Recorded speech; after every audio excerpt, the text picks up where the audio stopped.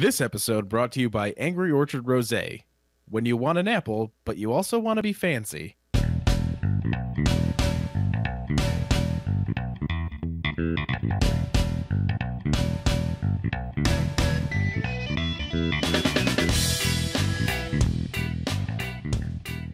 This is Hot Drop, where we bring you premier PUBG analysis and broiling hot drops. I'm Dano, And I'm Cody. and let's get into it.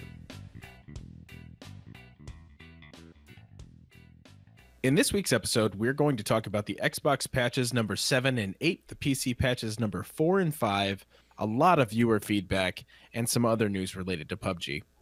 And before we get started, we'd like to reiterate that our new streaming nights are Thursdays and Sundays instead of Wednesdays and Sundays. Again, Thursdays and Sundays, and new episodes out every Thursday.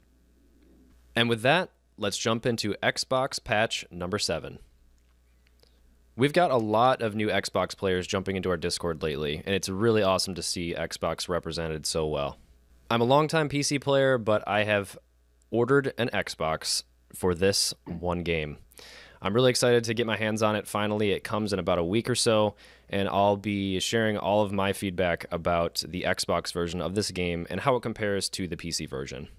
And where we've gotten a lot of feedback is that people seem to agree and then disagree at the same points about different glitches within the game or different improvements within the game. Even one of the people sent feedback to us this week saying that they didn't even know auto run existed, and it probably existed before, where last week we talked about it not existing prior to that update. So it'll just be really cool to see for ourselves kind of what this is going to be like.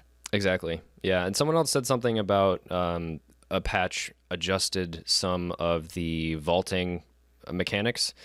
And I think this is the kind of little stuff that I'll be able to pick up on myself too, because I'll have more experience in those little nuances of the Xbox version and be able to comment on what things change from patch to patch.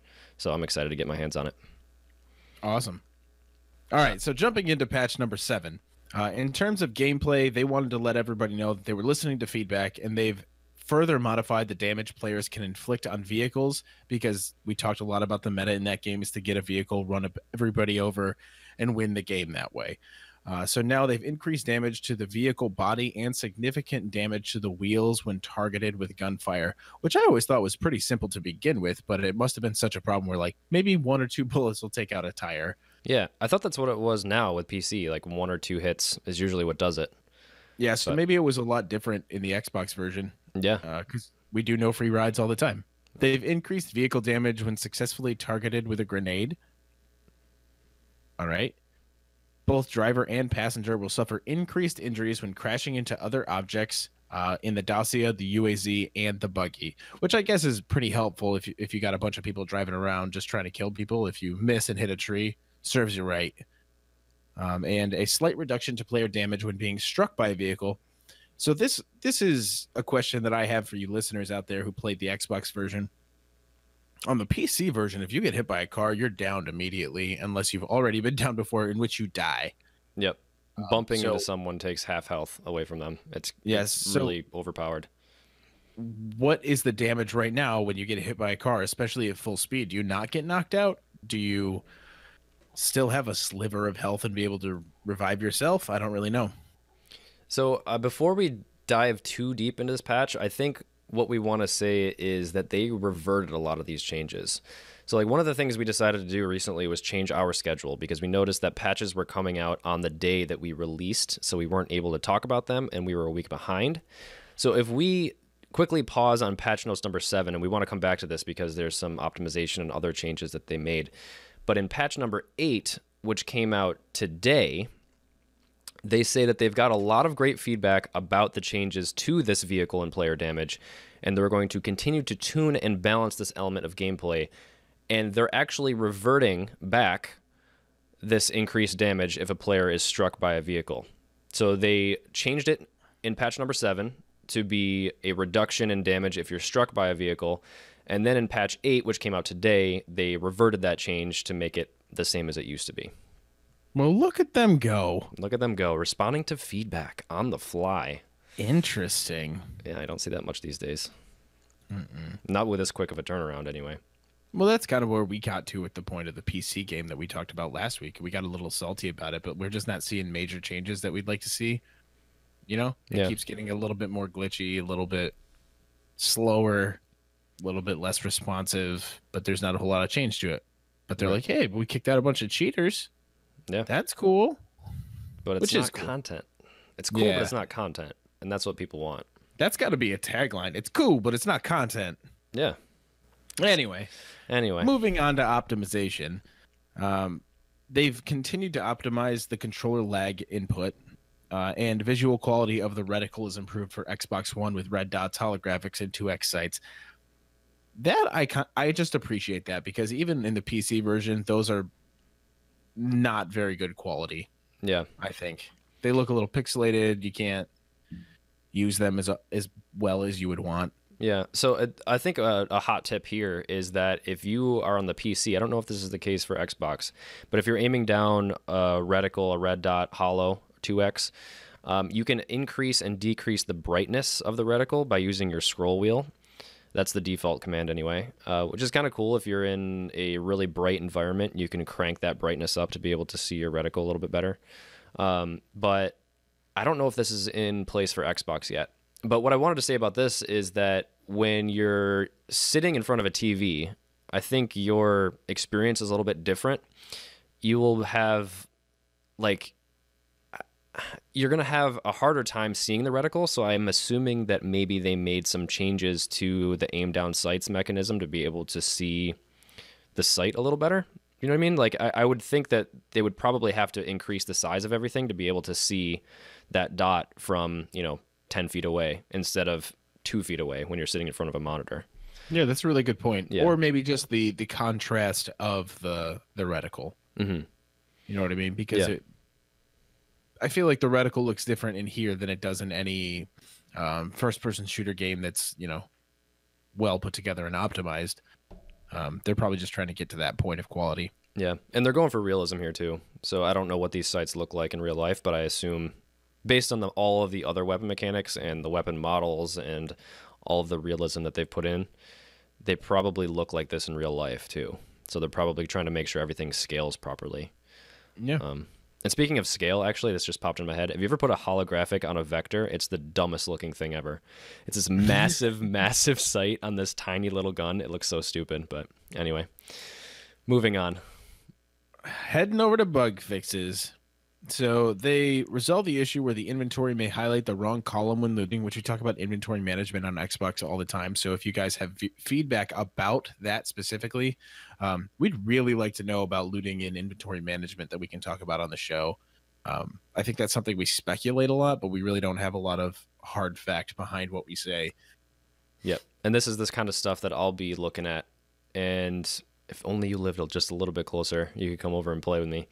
But we can talk about this kind of stuff like once I have a little bit more experience with the Xbox version myself. And we can talk about how bad it really is, because I've heard bad things, but I've never experienced it. The sensitivity setting for the 4X scope is now also applied to the permanent scope on the VSS.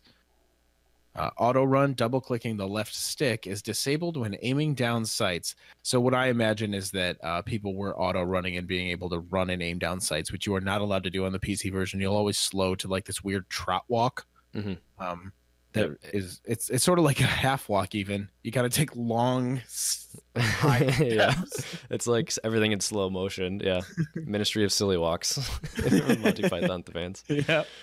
Yeah, and that you shouldn't be able to do that. Like, you shouldn't be able to sprint while looking down your sights. This isn't Call of Duty.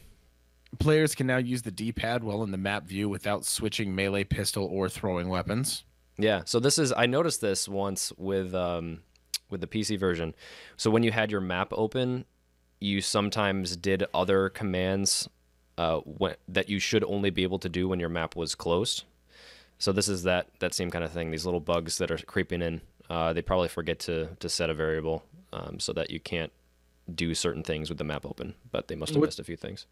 What's difficult about having to use a controller versus a keyboard and mouse is that we have many more options where certain things don't need to be a function for another item.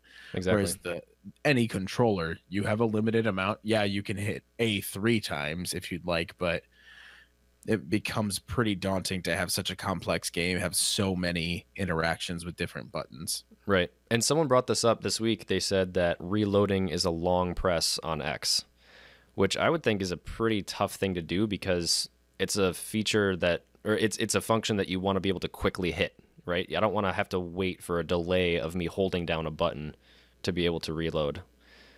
Yeah, I mean, that's like the fastest thing that I do other than loot. Yeah. Reload. Just move your finger over, reload, move your finger over, reload. Yeah. And like you're saying, like you have a limited number of buttons. So that same button probably does 3 different things, whether you long press it, double tap it, single tap it, triple tap it. And it's like this where I think auto run is a double tap pressing in on the stick, on the thumbstick. And that's like, you know, you just have to do those things and it sucks. And that's got to be a really annoying motion to double tap a thumbstick. It's already annoying enough to single tap a thumbstick. So it's just, yeah, it sucks that you just don't have access to more buttons. And it comes down to, again, it's really hard to relearn configurations of controllers if they're changing them from week to week. Yeah. They're not changing these on PC because if you go to almost any PC game, you use WASD to move. You know, a lot of times F is loot, reloads clearly are for most things. And this doesn't seem to be the case when it comes to that. Like your triggers are probably the same, but the configuration of everything else seems to be quite different from other games. Yeah, there's so many buttons on the keyboard that you can just remap anything to whatever you want. And there's just so many options available to you that aren't when you're on a controller. The other bug that they had missed was the same kind of thing that we're talking about, is removing the marker from the map when pressing Y won't switch your primary and secondary weapons because they have the same function. Yep. And they've also fixed an issue where the crosshair is not correctly displayed after players reconnect to a game session, which goes back to what we were talking about last week where somebody died and all of a sudden your marker was way across the map. This is just like a similar comparison. Yeah, they have a lot of problems right now with reconnect, whether you like all of a sudden can scope in and like see stuff all the way across the map to like you being able to see underneath the ground, to your marker being all the way across the map, like you just said. Like they have a lot of issues with the reconnect state. The one big bug that I think they fixed on PC was that after reconnect, you couldn't revive a downed player. If the downed player was the guy who got disconnected. It happened to me. We were in a game. You probably remember this. Yeah. I had that sweet ghillie suit. I was on the side of a mountain, like got downed. John came over to try to pick me up, or you did, I'm not sure. It was John. And like there was just no button to revive me, probably because it thought that I was an enemy and I wasn't on the team anymore. So really frustrating bug. I think it's fixed, but they fixed that I think 2 patches ago. Yeah, that one sucked. That was not a fun game. No bueno. No bueno. So over to patch number 8, Xbox patch number 8. That pretty much is it. The one gameplay fix that I said where they reverted that vehicle player damage. They're continuing to look into this and making changes as people report what they want. It's great to see this community feedback being taken into account and delivered on immediately. But there are 3 bug fixes. They resolved an issue preventing players from vaulting over specific ledges and or windows. And that was some of the feedback that we had gotten last week via email from Josh, who said that it was a real problem because they were doing really well at creating all these really good forward-moving bug fixes. And then this one came out where all of a sudden you couldn't vault over or off of walls or out of windows in specific areas. And sometimes it would just affect the way that you were doing things if you were in a close quarters fight. And so if you were in a small town and you were trying to get out, you would get pinned down and you would get trapped and you wouldn't be able to jump out that window and things like that. And so they fixed that almost immediately after this patch from 7 to 8. Another bug fix is that the camera will now remain in the correct location following player death, and that vehicles will no longer relocate to another position on the map after the player disembarks. That's probably a good thing. I would hope that would happen. Random vehicle teleportation, not a feature. Physics. Not a thing. Yeah, and that wraps up everything new in the past 2 weeks for the Xbox. So maybe we should jump into a little bit of our Xbox feedback. Sure. Jumping off of the patch notes. Yeah, sounds great. Take it away. So we got a nice YouTube feedback by Dennis3352. Please continue this podcast. Appreciate the respect to Xbox because a lot of people don't have PCs, which is a thing that we've really found out recently. We said before we didn't really anticipate so many Xbox people giving us feedback, but we love it and we encourage more of it. Dennis says that the Xbox version is far from done and they've come to love the game even with all the bug problems. Me too, Dennis. Me too. The big problem is too many people on Xbox are trying to use a keyboard and mouse with the dongle. Companies sell the adapters that allow you to use the console, and it puts those people who play with the controller at a huge disadvantage. I wonder if that's actually true. I wonder if that makes it so much easier if the configuration works really well or if it's just a little bit janky. I'd really like to know more about that. Yeah, so we have some feedback from another person, Chandler on Twitter. Says, as an Xbox user, can I rant about mouse and keyboard right off the bat? How is it not cheating? He says that as a very new player to the Xbox console, the criticism of mouse and keyboard should be taken with a grain of salt because he might be off base, but he has seen videos of Xbox players using a mouse and keyboard and justifying it by saying they're just not used to a controller. He says that as he plugs along and slowly tries to get better at the aiming mechanic of this game, he can immediately tell when he's in a shootout with another controller user because they miss a lot. They're just very sloppy in general with their shots. But other times, he says, he gets one-tapped in the head from quite a long distance away and has no doubt that this is due to someone using the superior aiming tool that is a mouse. So he has no doubt that there are some expert controller players out there that are very precise and a good shot, but he just wonders if there's also a significant number of mouse and keyboard users who are basically just trolling Xbox users. And, you know, in his mind, he says he thinks that mouse and keyboard on the Xbox is just as bad as cheating on the PC. So this is a hot take, a strong stance. What do you think, Cody? Do you get like a massive advantage when using a mouse and keyboard? If it works the way that it works on the PC, I would say absolutely you have a major advantage if you are using a mouse. I think there's no doubt about it because if you put my skills on a game, a shooter game with a controller, I'll never get a kill. Unless I'm at close range, like I'll never get a kill. But on the PC, I can pull that off. I could go in and play a bunch of people on controllers. I have more precision with my hand and my elbow movements, my wrist flicks. You don't have to worry about clicking a button twice to auto run. You don't have to worry about any of that all of a sudden. Yeah. You make those configurations, whatever you want to make those configurations, and you work. You grind away and you just pwn noobs. You pwned the nubs.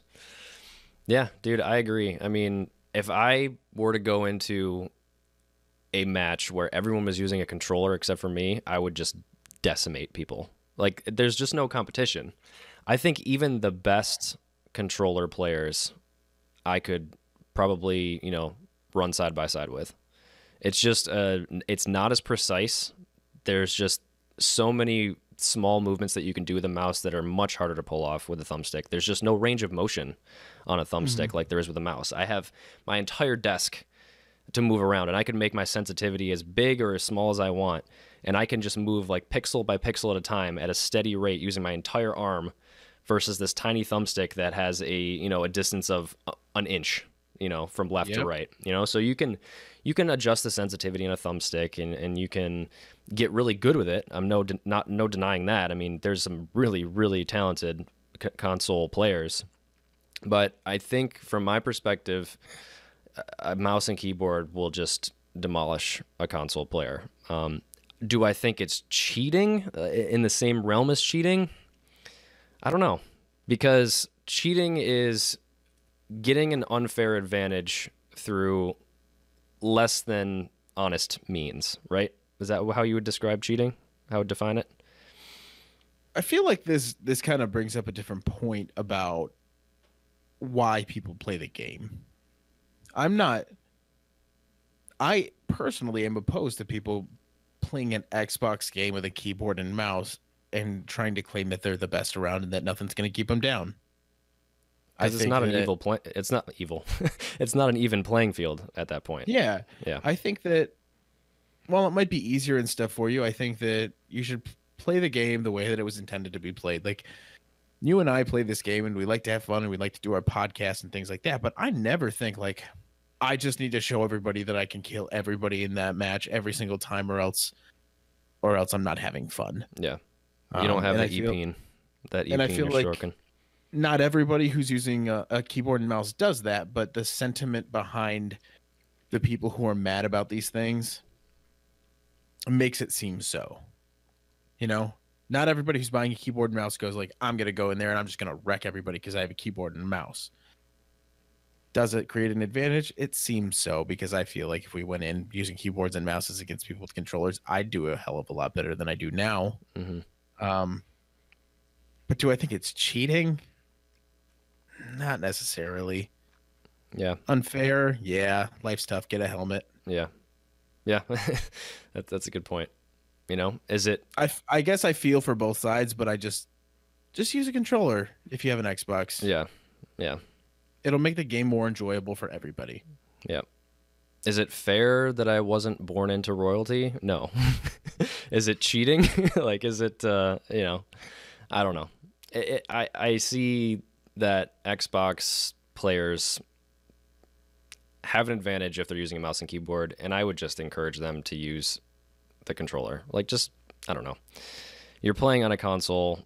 It's like a controller is the thing you should be using. And if you're using a mouse and keyboard to specifically get an advantage over people, I hear the argument that people say sometimes where it's like, you have the advantage, why not just take it? Why not just use it? But I don't know. It doesn't make the game fun for anyone else. So it's not cheating, but it is akin to cheating in that it's just not very... You're making the game not fun for other people. I think that sums up my thoughts. How do I say this? The big distinction between console and PC is what you're using, isn't it? The input method, yeah. Yeah, like I'm a PC player. I use a keyboard and mouse. I'm a gamer. I use a controller. Xbox and PlayStation at this point essentially have the same graphics. Mm-hmm. It's just who likes what controller better or which software interface better. Yep. And so I'm not going to sit here and say people were using a mouse and keyboard like for shame, but if you got an Xbox, just use the controller. I think that it just makes it better for everybody else. Yep. I think you nailed it. But then again, what about games where I play Assassin's Creed with my PlayStation controller because I like it? But then again, that's not a competitive game. Yeah. I'm not playing against other people. I'm just playing the game to play the game. Never mind. Scratch that. Reverse it. Put my thing down, flip it, and reverse it. David P. on YouTube says he would not say the game on Xbox is a joke. That's good, because I just bought an Xbox to play it.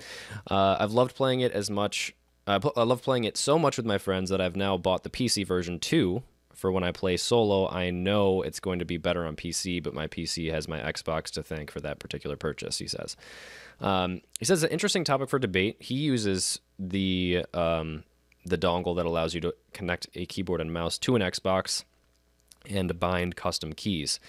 He says, and he's a user of this dongle, says, do I get an unfair advantage? Hell yes, but I need it. I'm terrible. I'm still terrible. Interesting. So like people know that this is a massive advantage over controllers, and some people just want to use it and think they're still terrible, and he might be terrible. But I think his sort of skill ceiling is a lot higher by using that keyboard and mouse than if he's on a controller. I think if you put 1,000 hours into a controller versus 1,000 hours of aiming with a mouse, I think you will be a better player at the end of those 1,000 hours if you're the guy using the mouse. I think you have a higher skill ceiling and will be a better player overall if you focus on getting better with a mouse than a controller. That's a hot take. What do you think? Yeah, I mean, that's a good point. I think I put, I don't even know, a couple hundred hours into this game at this point, and I I plateau and then I get a little better, and then I plateau for a while and I get a little better. But if I were using the controller, I'd stick with the same stuff the whole time. I think I wouldn't have improved that much. I mean, hell, I played Battlefield 1 for over 50 hours and still was just as terrible as the first time I had started. I just knew the buttons to hit. Mhm. You know what I mean?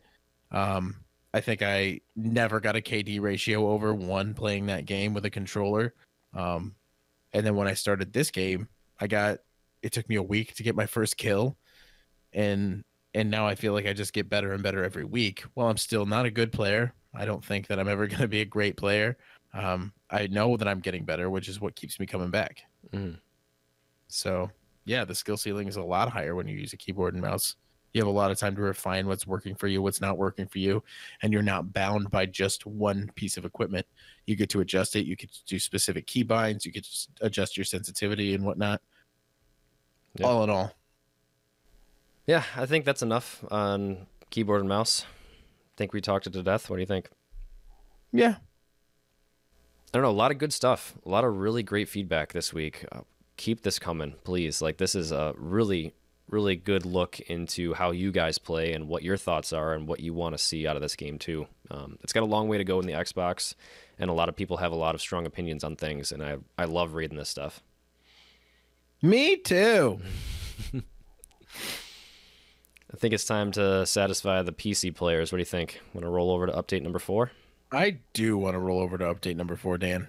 Take it away, Meatball. I don't know why I'm Meatball in this situation.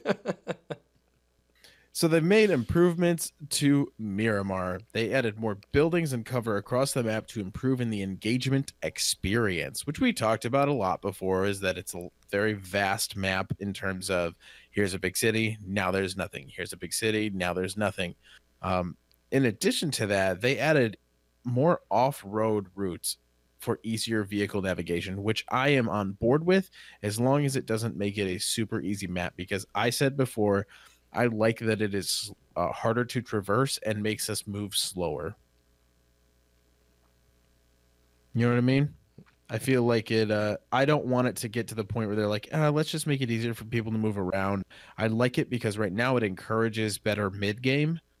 But if it gets to the point where people are just crossing city to city, it's going to lose the appeal to ambush people or fight from within craters or on mountainsides or things like that. And I don't want it to get to that point. Yep. So my thought on the terrain is, on one hand, it sucks to drive because I want to go fast, and we've covered this. We have. But the thing that they're trying to fix here, and the thing that the terrain does really well, is because it's so bumpy and there's ditches and holes in the ground and stuff. That's for cover. That's for the end game. That's not to make it so that your vehicle is hard to drive across the road, right? That's so when you get down into a top 10 situation and you have a very small circle, you have cover because there's no trees. So that's why I like the terrain in that regard. But I don't like it mid-game because it's such a pain in the ass to drive, especially if you have a bus, up these steep hills, down these embankments, and you're probably going to flip the thing. That's the trade-off. And so I get it. I understand why they did what they did. That's a really good point, because even last night when we were playing and I got wrecked in the circle there, that wasn't because I was a terrible driver. It was because there was a lot of stuff to just kind of get caught in. Yeah. And you got to stick to a road or you're really not going to traverse it much. Unless you have a buggy, because that buggy is pretty awesome on Buggies Miramar. are pretty good, yeah. But I'm in support of this as long as it doesn't get too crazy. I don't want people zooming around the map like they can in Erangel. Mm-hmm. I don't think that's necessary. Yep. And the other side effect of the terrain is that airdrops, I think, are on one hand harder to get because you can't see them from a very far distance and it takes you a long time to get there. But on the other hand, sometimes easier to get because you're going to stumble across airdrops that haven't been gotten yet in the mid-game because people can't track them down, and you just might stumble on a package that's sitting there and that no one's taken. I think it's extremely rare to find a care package that hasn't already been looted on Erangel, just because you can see them from so far away and people can get there so fast. Yeah, and everybody sees the loot and they go, "We're going for it. This is a fight." Where in Miramar, it's not the same kind of meta. Yep. You know, like you have for different maps, like you see a loot box or a drop crate or whatever you're gonna call it, and you kind of stay away and you wait and you wait and you wait and you wait. Whereas Erangel, everybody zooms into the middle and you try to run people over, you shoot them or whatever. So it's interesting to see how that developed, and it happened pretty fast too. Yeah, it's just a different way to play. It's a different speed, it's a different map, different tactics, and I think it's cool to have variety. I like it. I agree. The replay system was also updated to a newer version. You can no longer replay old files. So anything that was there prior to this last update, you can't play those anymore. One more thing that you missed was that they upgraded the item spawn level of certain areas for loot balancing. In parentheses, some areas will spawn better loot. Well, that's good because sometimes you can drop into that map and it sucks. Yep. Yeah, big time. And this is good though, because this tells me that there are certain places of the map that are more prone to have level 2, level 3 gear. I think that just confirms it, because I always had a suspicion that, like, is loot all random? Is it, could a shack spawn a level 3 helmet? Chances are probably pretty low. But if you go over to the military base in those buildings with the lockers and stuff, the chances of getting a level 3 helmet probably higher. And this pretty much confirms that some areas will spawn better, meaning to me, higher tier loot. There's a higher chance of that. I feel like recently I've seen a bigger uptick in the amount of SMG suppressors and level 3 vests. Yes, that's an extremely good point. I've seen so many more level 3 vests than I've seen ever. All over the place, yep. Yeah. And less vert grips and more angled grips, which is an odd thing to notice. But interesting. Yeah, no, I haven't caught that one. But yeah, definitely with you there on the level 3 vests, which I'm all about. Jumping into bug fixes, they fixed the issue where heal and boost items could be used underwater. Didn't know that was an issue. Nope. They fixed the issue where characters would get stuck in certain areas on Miramar, like in the ground next to a fence. R.I.P. Steve. You will be missed. We had to leave him behind. We had to abandon him. He died and swiftly. Let the tide come in. He died well, screaming that he was stuck in the ground. Wall textures on some Miramar buildings were not displaying correctly, and certain buildings near the Hacienda del Patron were not displaying correctly either. Cool. And those are the bug fixes. Yep. Didn't notice that. I probably wouldn't notice a wall texture being broken. So, no. Unless it's really obvious, like when it's missing. So yeah, let's roll on into update number 5. And this one, because of our hot new schedule, came out today. PC 1.0, update number 5. A Blammo. Anti-cheat. This is that anti-cheat patch that they teased in a previous dev blog that we didn't cover. Maybe we want to talk about that a little bit later. But this is some changes to the servers, to the client, to foster a healthy and fair game environment. So a new anti-cheat measure has been added. And along with that update, there were also some red zone sound changes. So they fixed the issue where the sound of explosions would become too loud when played simultaneously. I have mixed feelings about the sound. I know a lot of people complain about the volume of the sound. I personally kind of like it because it's scary, and it should be scary. And it also masks footprints extremely well, so you can use it to your advantage. And if you hate it, just like turn your volume down. I will not listen to people who complain and say that the volume is like actually damaging your ears. I think you need to just turn your sound down. They also balance the number of simultaneous explosion sounds in order to optimize game performance. This is good. There is one situation that I've seen a bunch of times where explosion will take out multiple windows and your sounds will basically just break. It's just like cracking, horrible, terrible sound effects. Kind of like that. I think that's a pretty good representation. So I don't know if this fixes that, but I hope it does. And then lastly, they fixed the issue where the explosion sound would not play following the falling sound of a bomb. So you'd hear a skeef, and then you'd hear nothing. But the new anti-cheat measure. So let's talk about that. They put out a dev blog on February 2nd. This is another one of those updates we missed just barely. And this was all about cheating, playing fair, respecting other players. They bring out their rules of conduct. They say these are our principles. To get a full Battle Royale experience, all 100 players must play fair. They're taking a strong stance against cheaters, and I really appreciate that. I like that they're doing something about it. Some other games I've played in the past talk a big game, but they don't really seem to change anything. Cheaters are something that are constantly evolving. People are always figuring out ways into the code, and it's a constant process, and I get that. They say they've established a dedicated team to focus on combating cheat programs, and since their launch, they have been committed to detecting and preventing these programs. BattleEye just tweeted out that they have banned 1 million cheaters in January. But they say that's staggering. And along with that, they said, unfortunately, things continue to escalate. So that doesn't sound too good. That's not promising. No, not promising. Well, if you look at any of these dev blog posts or anything like that, it just all of them say region lock China, which is why it's clear that people assume that every cheater is from China and that whatever. Cheating is bad. Cheating makes the game not fun. Okay. So don't cheat or you're gonna have a bad time. Mm-hmm. And this is what that dev blog is saying. They've taken some measures to block and prevent cheat programs.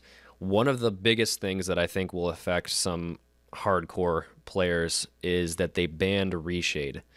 Which we had talked about, not on this podcast before, but right when I was starting to play, because my computer wasn't looking very good when I was playing it before I upgraded anything. Mm-hmm. And I was like, could I use reshade? And you said, technically, it's not blocked, and a lot of people do. And even Brendan Green at the time said, it's not a blocked thing. This isn't a problem.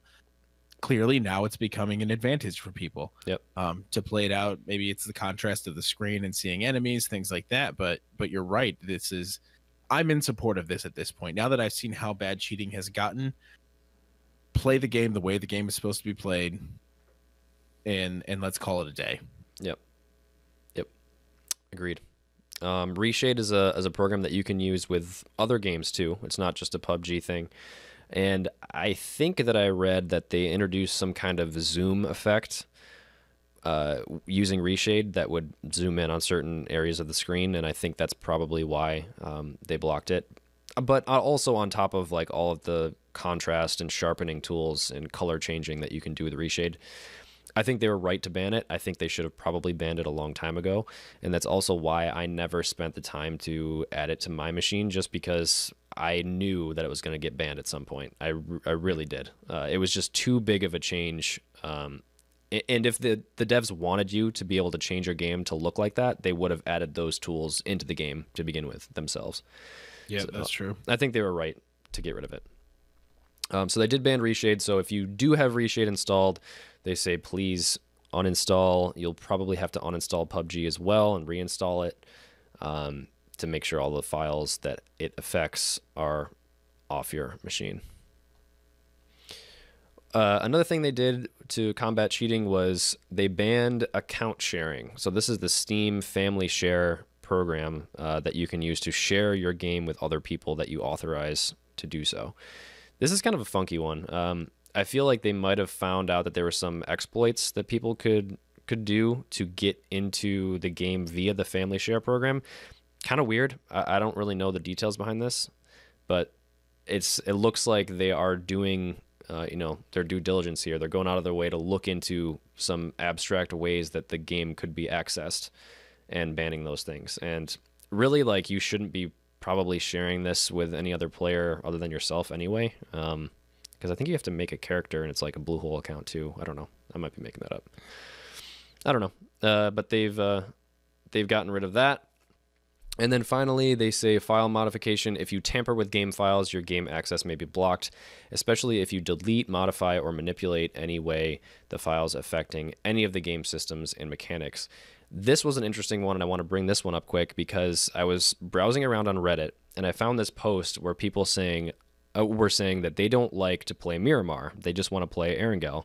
So people were going into their game files and deleting some files so that the game would think that Miramar didn't exist and only match them in games with Erangel. What? Yeah. Yeah. So like, stop cheating, everyone.